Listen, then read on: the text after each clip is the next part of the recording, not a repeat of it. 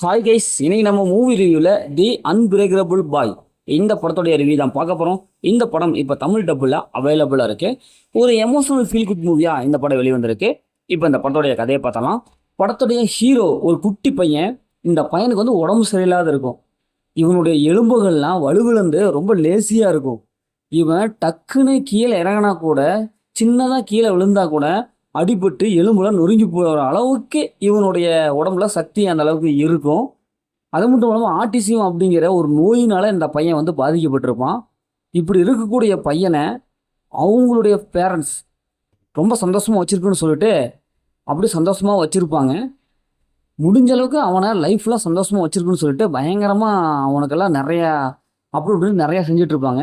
இறுதியில் அந்த பையன் அவங்க பேரண்ட்ஸ் நினச்சபடி சந்தோஷமாக வச்சுருந்தாங்களா, அவனுக்குள்ள என்னவெல்லாம் பிரச்சனை ஏற்பட்டது, இறுதியில் என்ன ஆச்சு அப்படிங்கிறது தான் இந்த படத்துடைய ஒன்லைன்.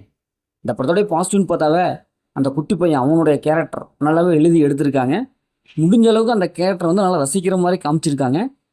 அவங்களுடைய அப்பா அம்மா, அந்த பையன், இவங்களுக்கு உண்டான அந்த சென்டிமெண்ட்டெல்லாம் ரொம்ப டச் பண்ணுது. எமோஷனலாக ஈஸியாக கனெக்ட் ஆகுது. எமோஷனல்ஸ் எல்லாம் சூப்பராக இருக்குது. ஃபர்ஸ்ட் ஆஃப்லேருந்து கடைசி வரைக்கும் அந்த பையன் சந்தோஷமாக இருக்கணும், என் பையன் சந்தோஷமாக இருக்கணும், அதுக்கு நான் என்ன வேணால் பண்ணுவோம்ப்பா அப்படின்னு சொல்லிட்டு ஒரு ஜாலியாக அப்படியே காமிச்சிருக்காங்க. அந்த மூமெண்ட்ஸ் எல்லாம் நல்லாயிருக்கு. ஸ்க்ரீன் பிளே பொறுத்தளவுக்கு ஃபர்ஸ்ட் ஆஃப்லேருந்து கடைசி வரைக்கும் ஒரு ஜாலியான ஒரு ஸ்க்ரீன் பிளே கொடுத்துருக்காங்க. படத்தோட பியூட்டி மியூசிக்கான சினிமாட்டோகிராஃபி படத்துக்கு என்ன தேவையோ அதை கொடுத்துருக்காங்க. இந்த படத்தோடைய மைனஸ்ன்னு பார்த்தாவே என்னதான் ஒரு பயங்கரமாக ஒரு ஃபீல் குட்டாக இருந்தாலும் அந்த ஸ்லோனஸ் தெரியுது. செகண்ட் ஹாஃபில் நிறையா சீன்ஸ் கொஞ்சம் ப்ரிடிக்டபிளாக இருக்குது, கொஞ்சம் போர் அடிக்குது. பார்த்து பழக்கப்பட்ட அதே சீன்ஸ் தான் வருது. மற்றபடி இந்த படத்தில் பெரிய மைனஸ்லாம் எதுவுமே இல்லை. இந்த படத்தை ஃபேமிலியில் பார்க்கலாம். மொத்தம் இந்த படம் சூப்பராக சும்மா இருக்குன்னா இந்த படம் ஒரு ஒன் டைம் வாட்சபிள் தான் நாங்களும் சொல்கிறேன். ஓகே, இதேமாரி அடுத்து ஒரு புதிய மூவி ரிவ்யூ சந்திப்போம்.